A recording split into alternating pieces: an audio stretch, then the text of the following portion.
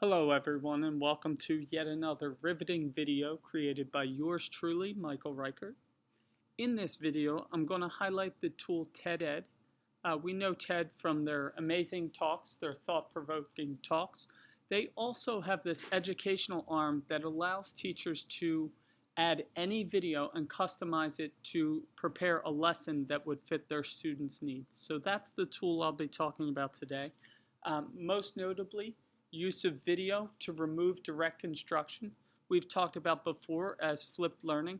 This is a great way, as I said, to remove the direct instruction and really amplify the time that you could spend with your students being active learners, giving students more control in the learning process. So to use TedEd, we're going to go to the website. It's ed.ted.com. One thing I like about this tool is it functions the exact same way on any device. So whether it's an iPhone, an iPad, or any other mobile device, or a laptop or desktop computer, it all looks the same. The look and feel that doesn't change is seamless across all platforms. So you'll notice when we pull up this TedEd platform, you can see I've got the tagline right there, lessons worth sharing. You're going to be prompted to either register or log in. If you click register, you do so with your email address and everything's tied to that account.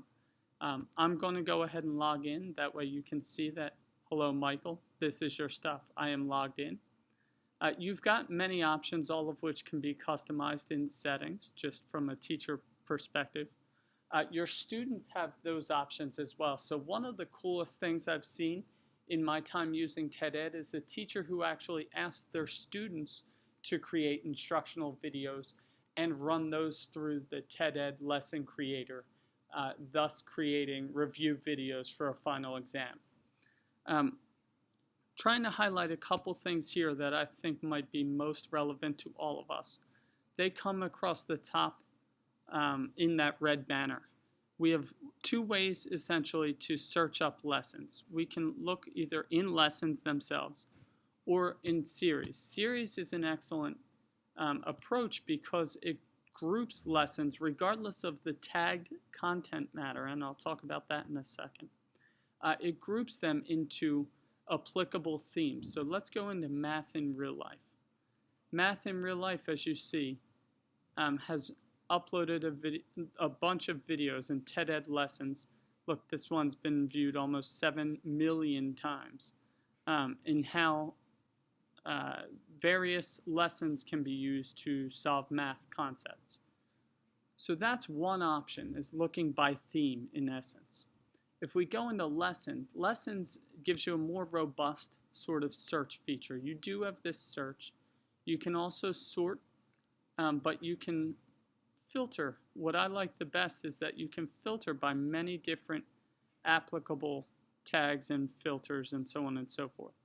So being social studies, I'll jump right into this, and let's use civics as a prime example. If you look at the videos on screen, they don't all jump out to me as being related to civics itself, but it does, these are videos that are tagged as civics. So when someone uploads this lesson, they can create multiple tags or subjects saying this is applicable to X. In this case, these are the ones that are said to be applicable to civics. As you all know, there are a bevy of YouTube videos out there that could be used for teaching our students or imparting that direct instruction, as I mentioned. We're going to look at one series in particular that I'm familiar with, the Crash Course series of instructional videos. And in essence, using this as our example, we'll use cybersecurity. Create something beautiful, whatever your style is. With Wix, I apologize for that. you have the freedom. Cybersecurity here, and I'm just going to grab that shareable link. If I hit copy, right here, I've copied that YouTube link to that video.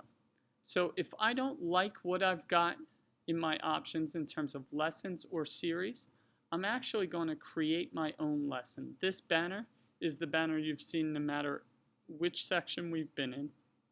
The very next page asks you to either search, so I could search by typing in any keyword, And you can see that's going to only bear the most relevant to Google's search engine results.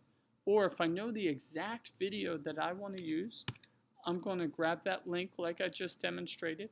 I'm going to paste it in, and you can see it brings me to exactly that video. If this is the video that I want to use, I'm going to hit continue. TedEd is essentially now starting me on the lesson creating process. So in creating this lesson, it pulls in the title, and I can add any description here I want. This is fully customizable. One of my favorite selling points of this platform, one, obviously it's free. Two, being it's completely customizable, whether you've created your own lesson or you've taken one of the lessons that are uploaded to the TedEd platform and you're going to fine-tune that to best serve your students. So let's begin. Let's begin is a great place to put a summary of what the lesson entails. So in essence, I use this to reiterate the directions that I would put in our learning management system on campus. So if it's step 1, watch the video. These are, again, basic instructions, but step 2, answer the think questions. I'm going to talk about the question types momentarily. You can see that by saving, now I've got that into the lesson. This is a great time to point out far and away my favorite part of the TedEd process is the fact that we can crop the video. 9 times out of 10, these crash course videos talk about not only some excellent information, but they also throw in some very extraneous information as well. This is the place I can crop it. So let's say I deem the first 30 seconds to be irrelevant and the final 2 minutes and 30 seconds to be irrelevant. I, in essence, can shorten the video's time so that it plays only the most relevant information to me and my students and, in essence, the lesson that I'm creating.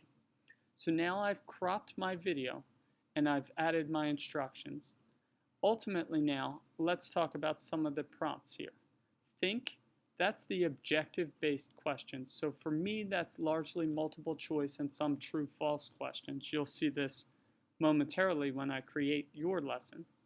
Dig deeper is a great place to add some more information, as it so aptly points out.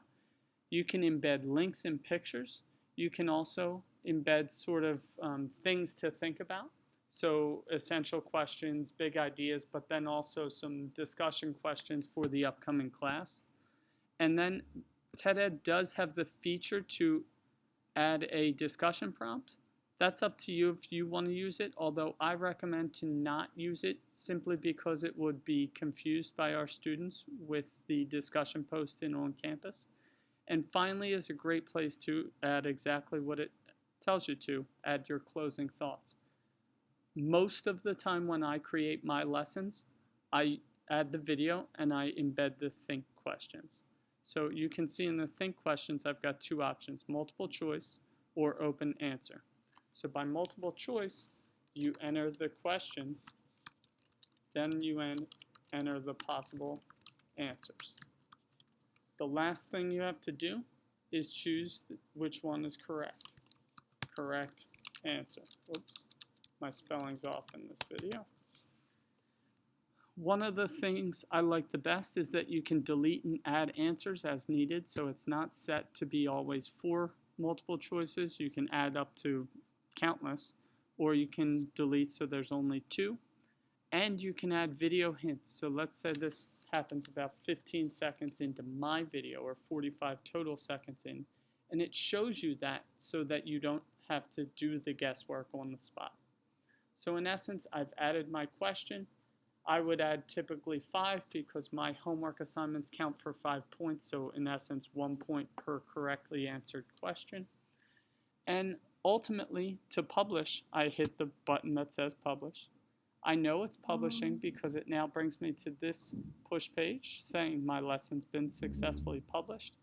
I can go to the lesson itself or my activity page. My activity page is the place where it shows me how my students have done on any lesson that I've pushed out there.